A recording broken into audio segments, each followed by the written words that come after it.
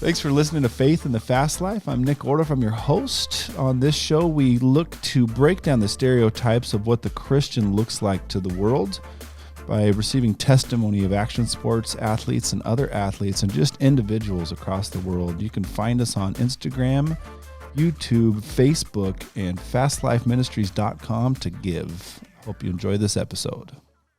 Welcome today. So excited to have Trever Maur with us today. I do know that I said it right because I said it once before, but I was talking about when we had Mark Hager here and I butchered his last name. I literally called him on the way into the studio and I was like, well, how do I say your name? And he told me and I still messed it up. So glad I got Trevor's right today. We're sitting here via Zoom. So excited to have Trever with us today. Man of God, rocking the Hyperlight shirt and the thing, sponsored by Hyperlight and MB Boats, doing the wakeboard thing. And man, we're here to capture your story, Trevor. I heard that you had some of our other friends. We've never met in person. Obviously, we're following you on the social media pages, and you're doing some impressive stuff. Had some other California boys out here doing rail jams with us, and heard a lot about you and just excited for you to be here with us today and capture your testimony. I've heard it's incredible. So welcome to Faith in the Fast Life. Yeah, man. Thank you so much. I'm really excited about this. I've been trying to do a little bit more outreach. I actually did the FCA video chat a couple days ago. And then before that, did another Christian, faith-based kind of talk and testimony. And I've been trying to reach out and do as much as possible because I feel like there is a void of Christian faith in a lot of the extreme sports stuff, kind of like we discussed a little bit over the phone before we even got started. But, I think to know that there's more of us and there's a lot of Christians out there that want to do really cool things and be extreme and get out there. I think the more that we know that we're here, the bigger the community can be. So, yeah. I'm pumped to be here. No, that's awesome. And I love that you have a heart to encourage. And you're right. Like even me, like I grew up in this wakeboard industry, right? Like we own a boat dealership. We've sold boats for 30 years. Been part of wakeboarding for so long, but I knew the other side of it so well. And it's been encouraging to, meet people like you and Mark and, Matt Manzari and just so many great people that I've made friends with over the years since me personally being saved. It's just awesome to watch it grow. And I love that we can show people that being a Christian is cool. We can still be cool. Yeah. So, as cool as we can be, right? I feel like I'm all right. So. Yeah, no, I think it's pretty cool. I mean, who can rock a mustache like that and not be cool? I mean, guys with mustaches are just plain cool. Like it takes a certain breed to wear a mustache like that. So, it's awesome. So, tell us a little bit about your wakeboarding career and some of the high points of that. Yeah, man. I started wakeboarding when I was really young, like 8 years old. My dad used to jet ski race when I was an infant. So I've been on the water my whole life. Really wanted to start pursuing it when I was in high school and kind of was able to swing and get out of the school sports stuff and more focus on the wakeboarding stuff with my dad. My dad would take me out after school every day, more like a kind of like our traditional sport, I guess, in a sense. Like that's my after school sport was wakeboarding. So started pursuing it then, turned 22, went pro. And kind of from there, it's really been taking off. And I feel like every year it's just been progressing and it's been allowing me to put my feet into different situations and, it's been escalating. It's been good. It's been really cool. We've been, did like one or two, actually I've done 2 full-length videos, a bunch of web videos. I work side by side with, MB Boats for their catalog stuff, same with Hyperlight. So I just try to be as integrated as possible in the sport. And that's kind of where I'm at right now. I'm 31 and I feel like I'm still kicking. Yeah. So you do a lot of your own filming and editing too. Is that right? Yeah. So my buddy Josh Twelker and I, we've been kind of like almost teammates in a sense where, we film each other and we make videos of each other and we've kind of brought each other up through the ranks. But yeah, pretty much everything that is out there of me is most of like Josh's footage and my editing for the most part. Cause that's pretty much it. So yeah, no, that's super cool. And how old are you now? I'm 31. So, so a 9-year professional career at this point in time. yep. Yep.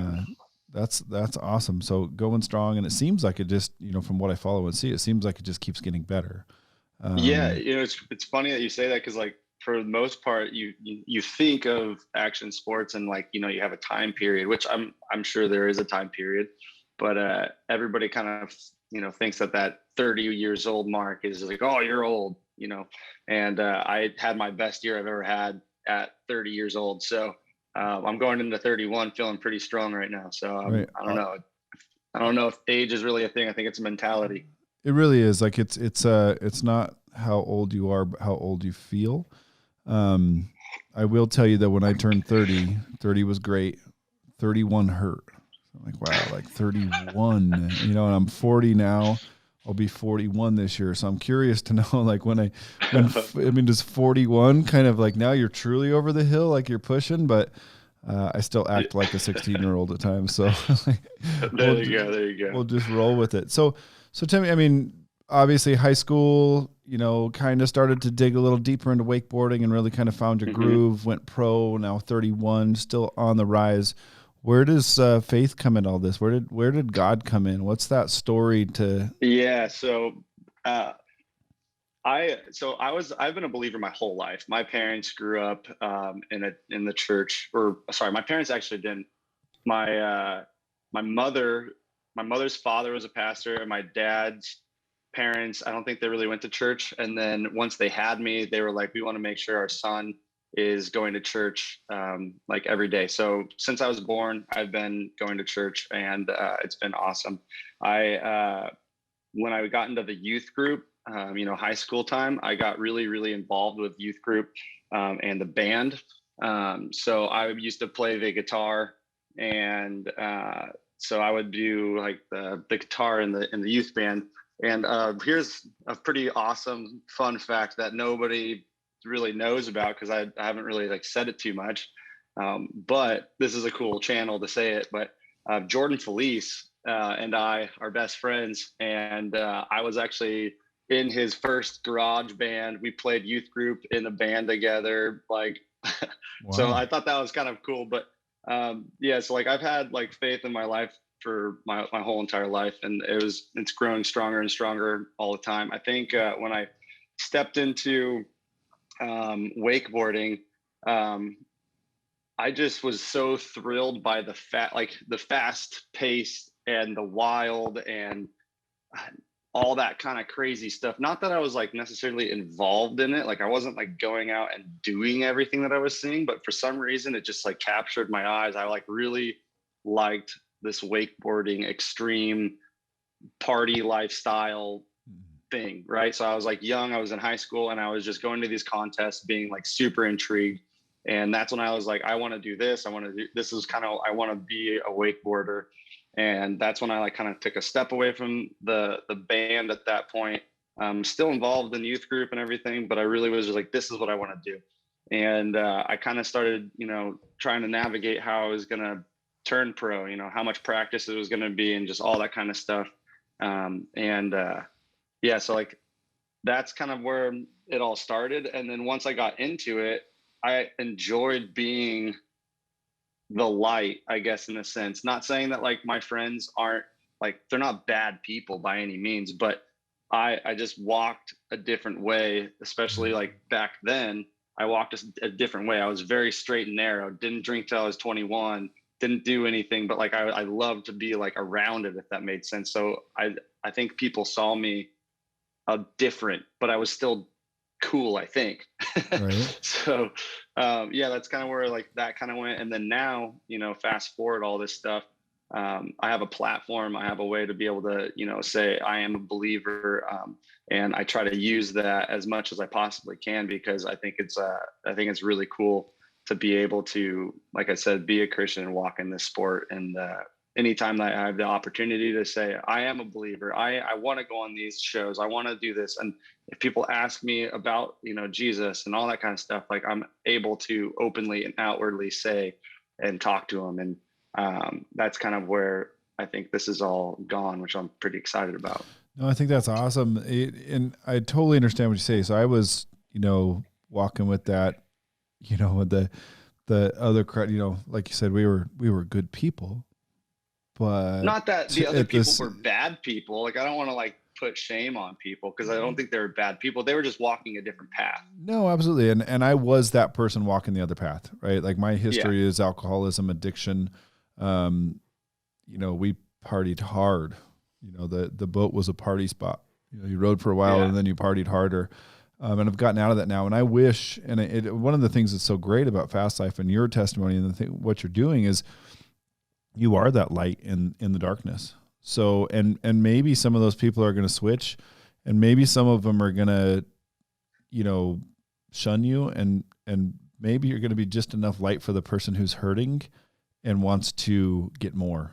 And I hope that they ask those questions, and I pray that they ask those questions and say, "Hey, Trevor, what is it about you? Like you're cool and you have Jesus. I want more." So that's awesome that you're doing that. So walking from, obviously been in church your whole life, just a little bit different path than the others, and how has that stayed with you the whole time? Is there ever any challenges you go through this? Cause you're kind of hanging on the outside and you're watching some of this other path happen, but you're hanging there and staying in faith. Yeah. Yeah. It's pretty interesting. So like when I moved out of my house, I moved in with Mike Sweeney, which is, gosh, he's an amazing human. He's a huge believer. He runs a wakeboard camp, and he doesn't necessarily push faith on anybody because it's not a Christian based, camp, but man, does he make it apparent that he is a believer, and you can totally talk to him. I mean, it's just, he'll just be on the floor reading his Bible, and you know what I mean? Like, he just like, it's just so easy to tell. And so like that, I think that's like really cool. But I moved in with him for 4 years. I did a wakeboard camp out there, and that's actually where I met Jarrett Brantley, which I think is how this whole the whole thing got put together. But he was like the best for me. Like, I feel like I was able to like just get on a path and really go. Once I kind of moved out of that, I moved to a different area, didn't find a church for a while. And I wouldn't say like I was definitely not like, I'm not a Christian at all, but I definitely was like kind of walking my own path, if that makes sense. Like, not necessarily leaning on the Lord, but more just like trying to figure out my own thing for a few years. And yeah, I mean, as soon as I got married, I think the first thing that we talked about, and that was like 4 years ago, was we need to find a church. We need to get connected. And it's been a little bit of like, we've been trying to search. And we finally found one that we really, really like about a year ago. And so we've been going to, church regularly, and we now have a child, and our whole thing is we really want to like make sure that, he grows up in church, and he goes to church every day. So yeah, I mean, that's awesome. I see that your son got his first car already. Tell me about that. Yeah, gave him his keys. He's got the keys. He's got the keys to was that little Raptor or something like that? Yeah, dude, it's sick. It's 4-wheel drive. He can go anywhere. That's awesome. It's remote control too, so I could drive him until he like learns how to, which is great. Yeah, I think your edits for your son are as good as the edits for you wakeboarding, man. That's good stuff.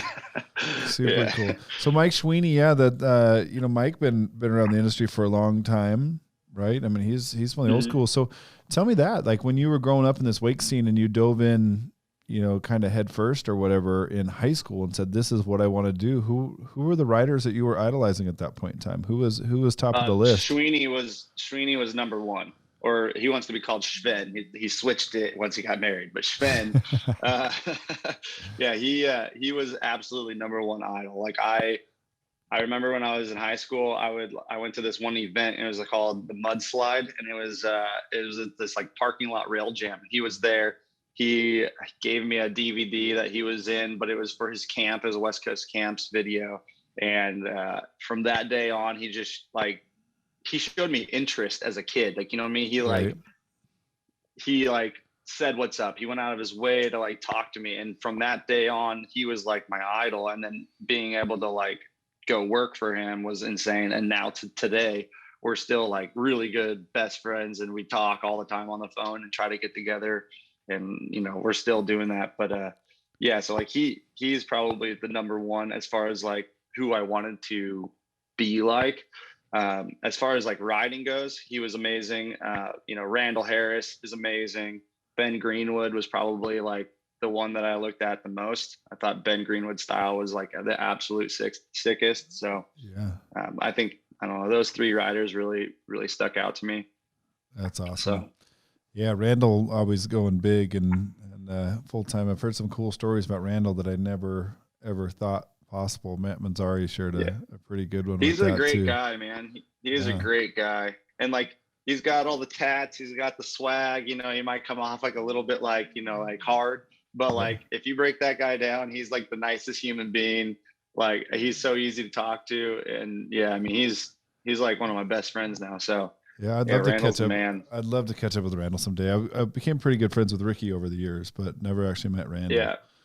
Yeah. So super cool. So you've got through that. You've got through, you're married now, you have the kids, never really strayed far. Is there any really deep story in there where God just really moved in your life that you undeniable share with people? Yeah, absolutely. So this is actually pretty interesting. So my bachelor party, Mike Sweeney and Jarrett Brantley were both at, and they're huge, followers.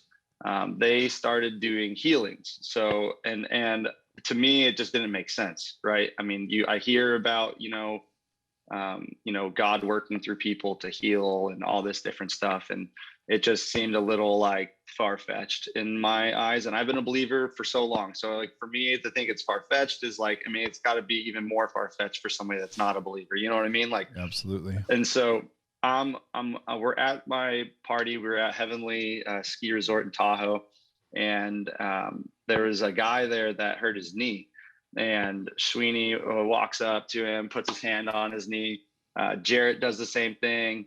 And I went over there and put my hand on his knee because, I just wanted to give him as many hands as possible on his knee. And, Mike's like, says everything. And, afterwards, he's like, how do you feel? And he's like, yeah, I feel a little better, blah, blah. But, in my head, I'm like, still like, man, this is kind of like, we're just like going around to strangers doing this is kind of weird. I feel pretty weird and awkward. This is insane.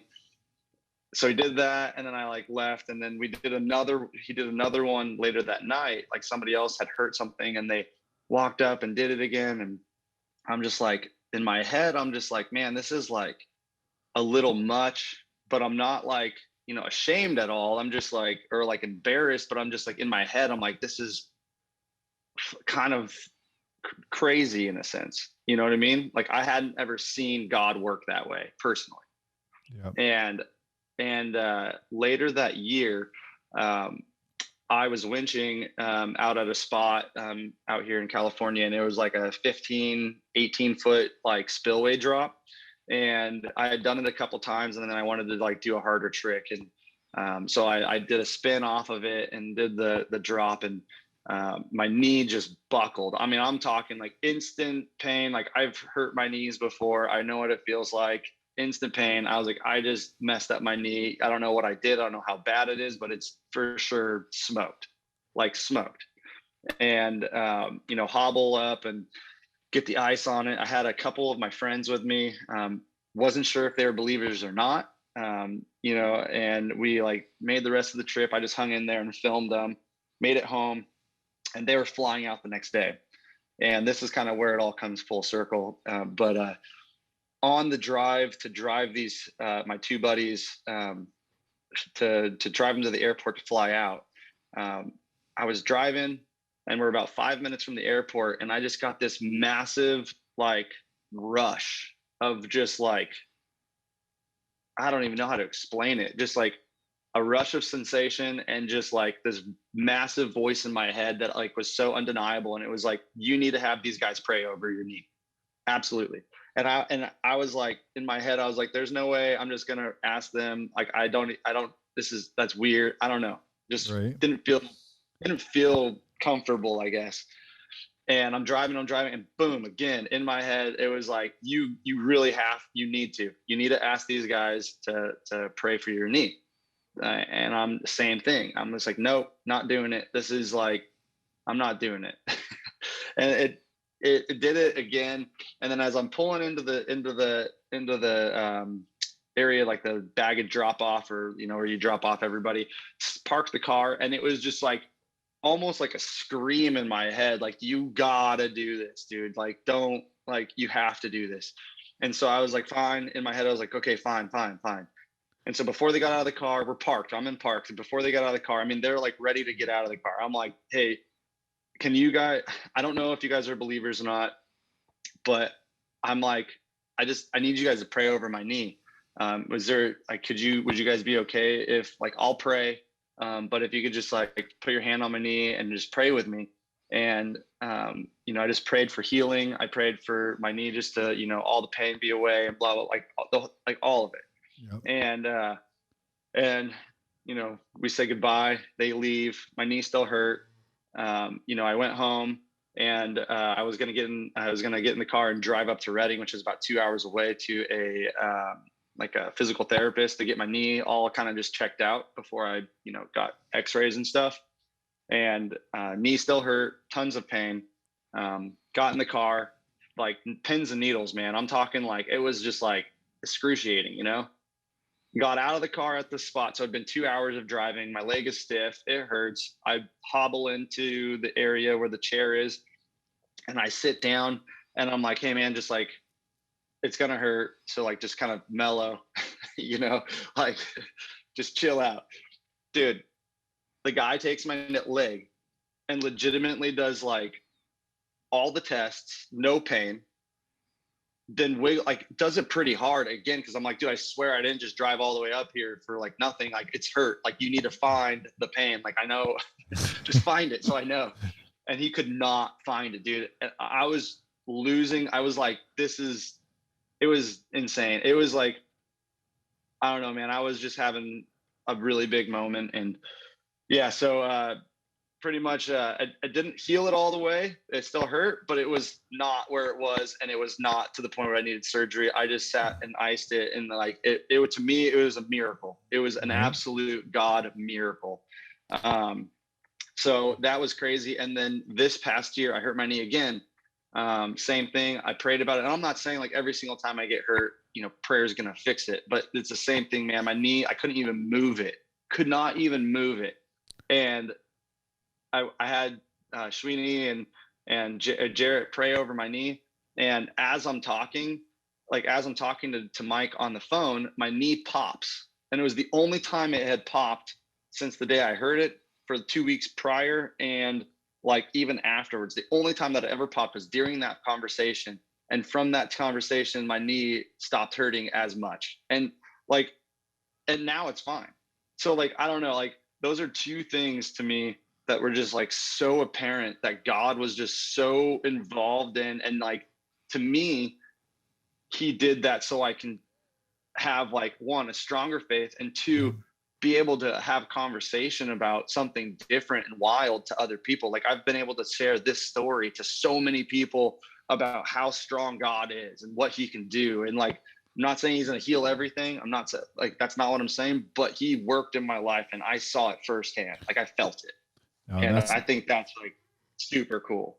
Yep. Super cool and really profound. And I totally understand where you're coming from with that. So the story, when I first met Jarrett, it just so happened that I reached out to Patrick, my liquid force rep at the time. And I was like, hey, the rail jam's coming up. Do you know any riders that are wanting to come out? And it was the same year that Tanner came out and Hayden came out that year. And Jarrett happens to be rolling through on the testimony tour, which Fastlife still trying to raise some money to get the testimony tour launched. We're trying to raise some funds to buy Jarrett a van and send him back on the road. So for all the listeners out there, if you want to go to fastlifeministries.com and donate to Jarrett's van, let's get him rolling. But same thing. So they show up. Didn't really know Jarrett from Adam. I'm newly saved at that point in time, probably about 4 or 5 months after being saved, whatever it was. And him and these two other guys show up. One of them, I think, was Todd, if I remember right. And I think Sweeney was just down in Ohio with Jarrett and them doing something for this house.